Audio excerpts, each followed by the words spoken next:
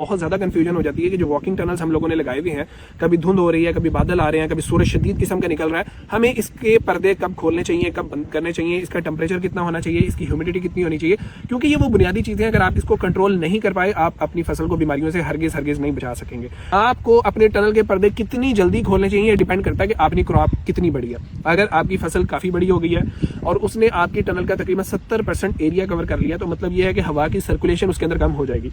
जितनी हवा की सर्कुलेशन कम होगी उतनी जल्दी आप लोगों को पर्दे उठाने हैं, जितनी हवा की सर्कुलेशन ज्यादा होगी उतनी लेट आप लोगों को पर्दे उठाने हैं।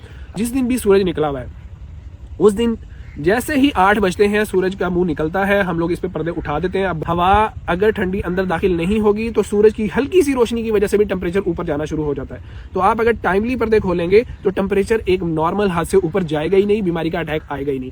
अब कितने टेम्परेचर आप लोगों के लिए आइडियल है, कितनी ह्यूमिडिटी आप लोगों के लिए आइडियल है, तो टनल्स के अंदर जो आइडियल टेम्परेचर होता है वो 28 डिग्री से लेकर 35 डिग्री तक आइडियल टेम्परेचर है।